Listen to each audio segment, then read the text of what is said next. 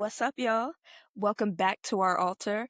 I'm Mars Frequency, and we are back with another week. This week, we're doing something that I personally love. We're going to get into the tea.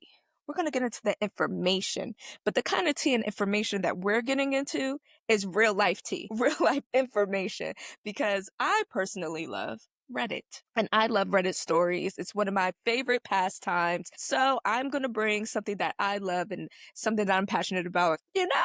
I'm gonna bring that right here. So, like, comment, and subscribe. I will again be here every single Tuesday. So, I hope to see you back with me every single Tuesday and help me get those subscribers up.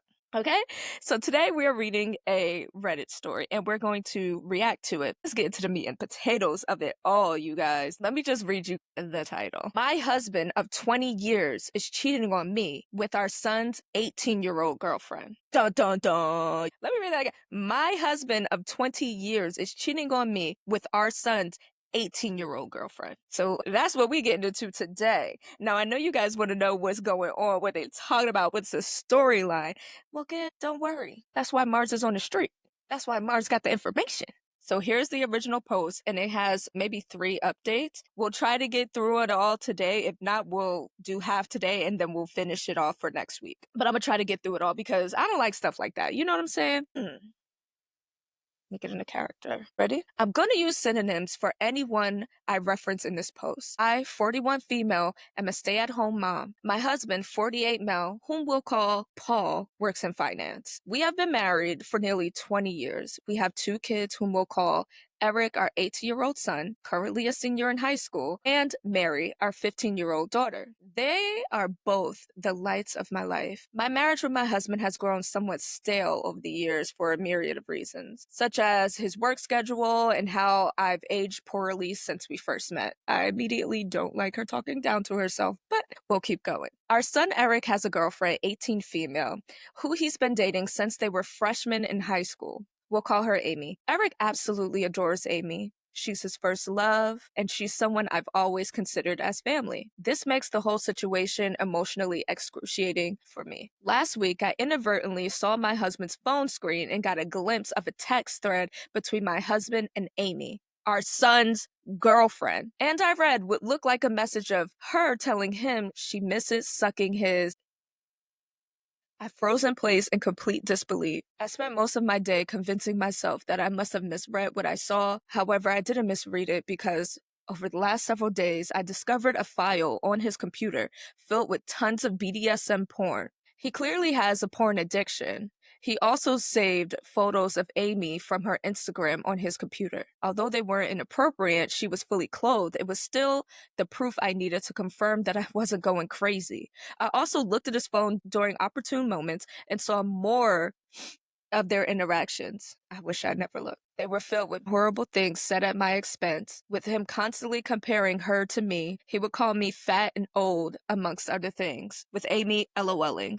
I've had hunches or paranoid feelings that Paul had been cheating on me, but I never thought in a million years I could have fathomed something like this. Last month, I found a thong in our bedroom that I know wasn't mine. I turned a blind eye to it, being naive and acting like it was maybe our daughter's, even though that made 0 sense. Not only is he cheating on me, but he's betraying our son. I'm completely devastated. I don't even think words can adequately describe the dread, anger, shock that I feel now. I'm totally overwhelmed on how to handle this because obviously actions need to be taken, but I'm terrified of what kind of psychic blow this will be for my son. I have no idea how to even approach this completely fucked up topic with him. I wouldn't wish this predicament on my worst enemy. I can't even believe that I married this scumbag in the first place. And then my mind started to race, realizing that I noticed specifically unusual behavior from him around the same time Amy turned 18. Was he waiting for her to turn 18 before pursuing this affair? There's so many layers to this, and I'm completely paralyzed with the fear and dread of it all. None of it makes any fucking sense. How did this happen? Am I that much of a stupid idiot that I let all this happen under my watch? Eric adores Amy, and the thought of revealing this sickening truth to him terrifies me. The impact of his young heart and mind could be devastating. My heart aches for Eric and Mary, who are completely innocent bystanders. I haven't confronted my husband about this because I'm frankly scared of the domino effect. I don't know who to turn to about this. I share my story not for sympathy, but in search of understanding and perhaps advice from those who might have grappled with deep betrayal. Thank you for listening. Now, y'all, let's just take a moment to just send some positive thoughts to this lady because what? Like, not only is the dad a piece of shit, like, the fact that he's doing this to his son who has been with this girl since she was a freshman. So, if it were me, I would be so devastated because I would have thought that my husband had been looking at this girl since she was a freshman in high school. That's what my thought process would be going to if I were the wife right now. And so it's just so sad to even read through because she can't say anything to anyone without starting a whole entire war right now. And you know what? I'm so mad at the husband for even putting her in this predicament. You know what I'm saying? Now, let's get to Amy. Amy would have to go. I'm going to be 100% honest right here. Amy would have to go. I don't even know if you could save your marriage with something like this. It's the ultimate betrayal. And now you as a mom have to deal with this betrayal yourself. And then on top of that, you have to tell your son and deal with your son's emotions as well. So you can't even fully get through your own emotions because now you have to take care of your son too. There's updates, you guys. Update. I am divorcing my husband. I told my kids and I spoke with Amy's mom. Not Amy's mom. I would have went right to the mom too. I'm not even going to lie. My brother connected me to a very tough junkyard type lawyer. I saved screenshots of all of the conversations with Amy. I was only able to get the last 3 months from iCloud. The conversations were mostly flirty and dirty talk. It was hard to stomach, completely sleazy, and I saw several negative things said about me. His call history showed that he talks to her for hours pretty consistently. He uses dating apps. I took screenshots of his profile and all of the active chats he has with his matches. Not him being on the Tinder and all of that as well. It's very clear he uses a filter to seek out girls who are 18 to 22 or so. I copied all of his files from the computer. He goes on sex chat rooms and forums, and he spends tons of money on OnlyFans. Oh, I rummaged through every possible hiding spot I could think of in the house. He has various toys, blindfolds, cuffs, lubricants, etc. He also has different outfits which looked kind of like girls' Catholic school uniforms and a French maid type of outfit. I picked up Eric and Mary from school and we all drove to my brother's. They were able to sense something was awry when I picked them up.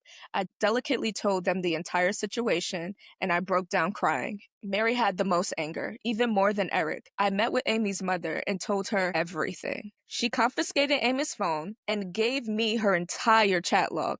It only dated back 3 months ago, like on my husband's iCloud, almost as if they both deleted the messages at the same time. She told me Amy sobbed when confronted. Amy basically told her mother that she will never understand and that she and him are in love. I don't want to get too much into the details with what else she was saying, but suffice to say, it's very easy to assume that my husband slowly and methodically became a sage-like figure in her life and making her feel like she could rely on him. And he took advantage of the fact that she came from a broken home. Amy is also nonstop insisting that their friendship only became romantic/physical recently. And before that, she said he was more of a friend and mentor. I still don't like it. What does a 47-year-old man have in common with an 18-year-old? His son's 18-year-old girlfriend.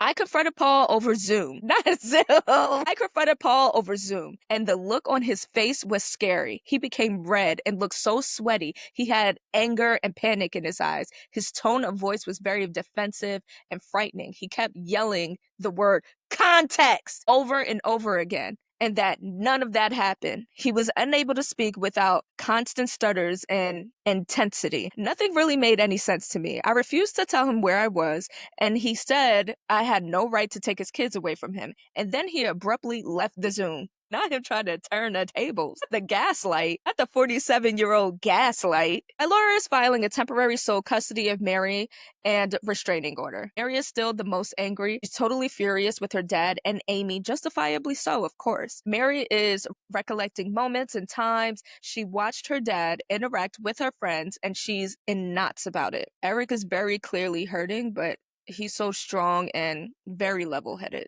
He wants to see a therapist. The majority my kids are showing me makes me so proud. They don't deserve this at all. We made the authorities aware of everything, and I plan on being completely unforgiving and ruthless in this divorce. I'm reflecting on how I've been treated and how it's made me a shell of myself, and how I've had a very negative opinion of myself because of him over the last 20 years. I don't want to let this scumbag get away with it. I want to reinvent myself and move on stronger than ever. So that's the first update, y'all. Let's read another update. Isn't this juicy? Do you think that she's doing the right thing? Do you think that she's overreacting? What do you think? Personally, I think she's doing the best that she can. I'm happy that her mom and her brother were there for her. If I were the kids, I just don't know how I would react to my dad.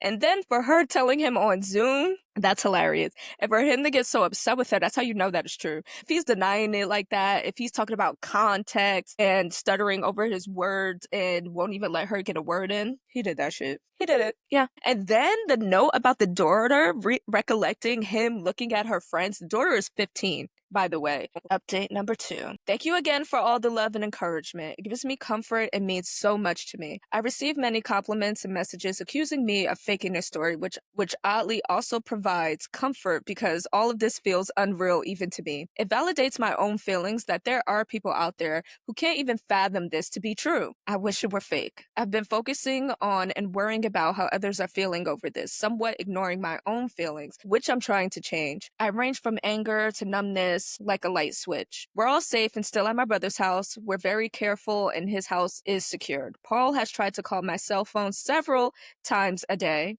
I'm refusing to interact with him, and I will have my lawyer handle all correspondence. He scares me, frankly. My brother has a very secure house with an alarm system and deadbolt locks. We feel very safe with him. Both my son and I got checked out and tested.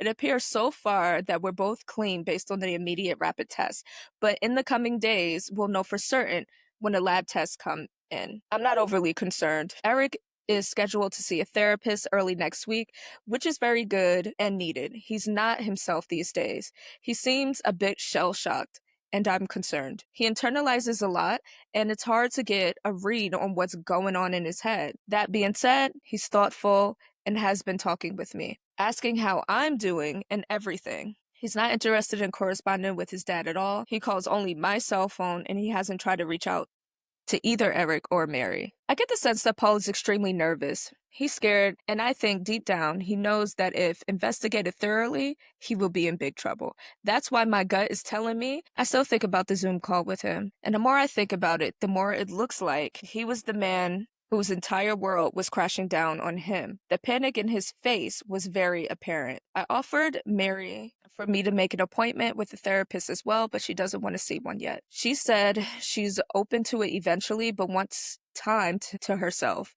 She's been asking her friends about her dad and if they experienced any creepiness from him. Her friends were open and honest with her, and apparently they felt like he stared a lot and sensed his hovering presence whenever they were over. One of Mary's friends went so far as to say that she felt like he was checking her out a lot.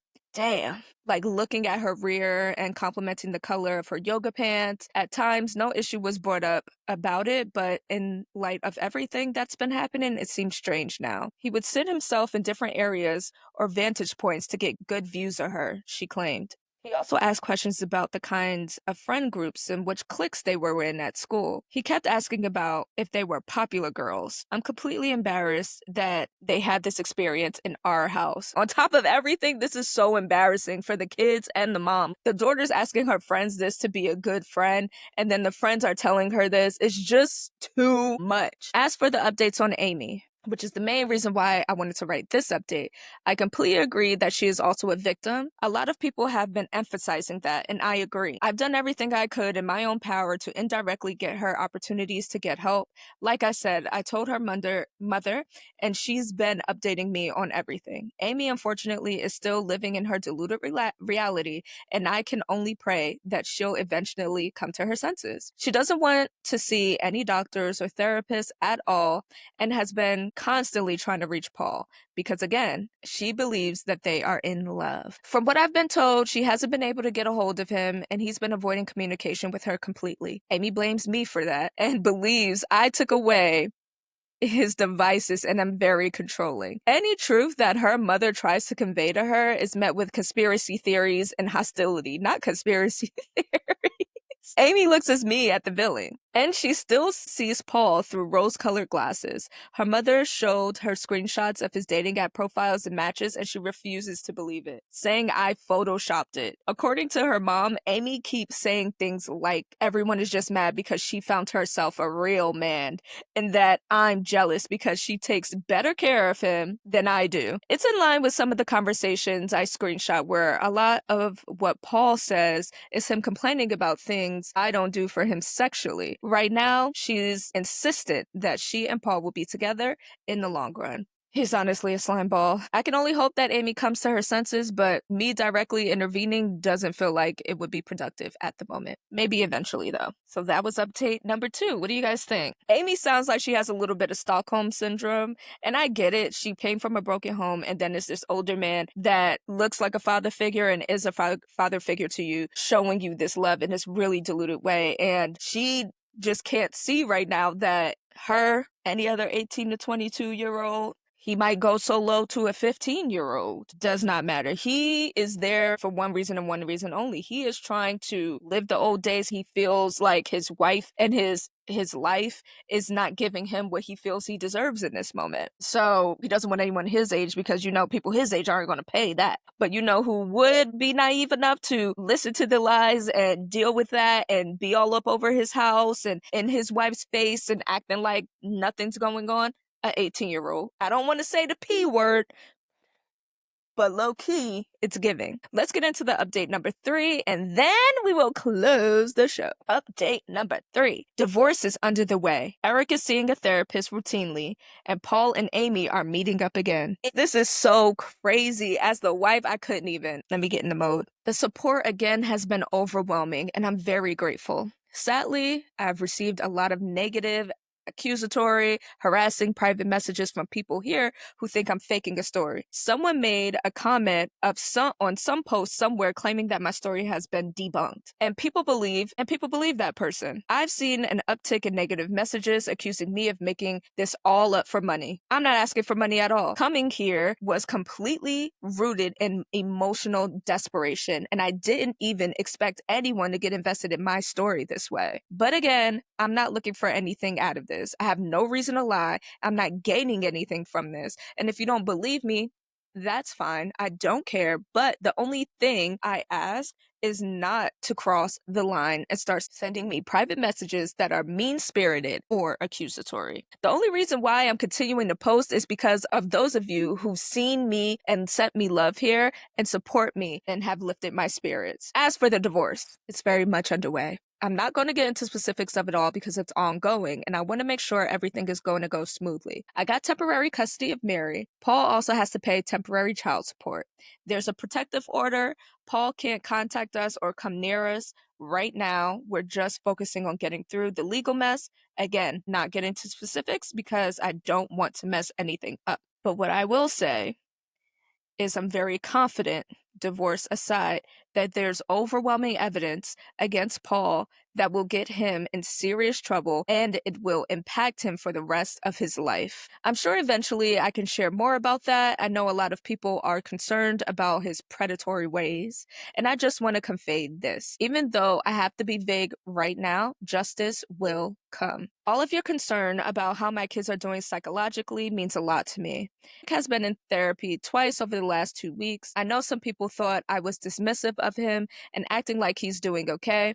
I very much know that he's hurting internally, and we're doing everything we can to make sure he knows He is supported and loved. My brother has been amazing at spending time with Eric and Mary, and both of them have confided in him a lot. My brother has a very healthy marriage, and both him and his wife really stepped up to the plate for all of us. Mary has not seen a therapist yet, but she promises that she will be open to seeing one soon. Her anger has mostly turned into sadness. I noticed, and I hope I can get her to see a therapist soon. Her friends have played a key role in this whole thing, and that's something that Mary has been grappling with as well. I know a lot of people are invested in the well-being of Amy as well. There were a lot of questions about whether Eric and Amy would still see each other at school. It sounded like they go to the same school, but they do not. Eric and Amy went to the same junior high school and knew each other even then. Oh my gosh. So this is just so messed up. The dad is just so messed up. But Amy ended up going to an all-girls Catholic high school while Eric and Mary too stayed in the public school system. We all live in the same town, and over the summer, heading into freshman year is when they were getting to know each other well and when they started dating. I wish I had a better Amy update, but it's gotten a lot worse since the last update. Paul has actually been seeing Amy despite her mother trying to force her not to see him. She tells me that Amy says she's 18 and an adult, and she can do what she wants. Her mother is in a precarious spot because if she kicks Amy out of the house for defying her, something she had already threatened to do, which I think is a mistake, she would just run to Paul permanently. The time she spends with Paul has increased over the last week, despite the fact that Paul initially ghosted her when all of this hit the fan. There were some days where Amy would just be gone for hours at an end. There's only so much I could do with the Amy situation, but again, I do believe things will turn around soon with that. Given what I know about Paul and what's to come, I can only pray that Amy can get help and guidance when more shit hits the fan. I'm doing everything I can with my own kids and my own mental health, and Amy's mom knows she has my support, and that's all I could really provide. You guys, that story was a doozy. So one thing I noticed that she didn't say, and I don't know if she's not doing this, but she didn't say that she was in therapy. And I think that it's important for Eric to be in therapy. It's important for her to be in therapy. And it's also important for Mary to be in therapy. And I know she said that Mary will go into therapy soon, but I think that this is extremely important. And it would even help if the three of them did some family sessions together, because this is so much to dissect. And you can't tell me that the husband doesn't hate her, because not only is he doing all of this, he's leaving it to her to then break the news to their kids. All the while, he's doing all of this behind everybody's back. And then how embarrassing is it for little old 15-year-old Mary to go ask her friends who have probably already talked about this and all think this, but obviously care about her feelings, didn't tell her. And then when they get the moment to tell her, they are so open and honest about how uncomfortable her dad has been making them feel. And they've been to her house. They've been all up in her house all the time. And he always makes them feel like this. And with Eric, I don't know. If it were me, like, it would be really hard for me to date again. Like, it would take me a moment to date again, because that's your first love. You probably your first everything. And she is with your dad now, your 47-year-old dad. And the thing is with Amy, we all know how this is going to end up. We know how it's going to end up. And, I feel bad for her, but, at that age, you think that you just know everything and you think that everyone is against you. And I'm pretty sure he's over here selling her all the dreams. You know what I'm saying? And she needs therapy too, because she also needs to work through those father issues, the issues she has with her mom, all of that. Tell me what you guys think in the comments, because all I can think of is everybody in this motherfucking story needs therapy. Everyone. And a vacation. All right, you guys. That's it for this episode. I hope you liked it. Let me know if you guys like the Reddit stories, because I really want to keep doing them. See you guys in the next one. Peace.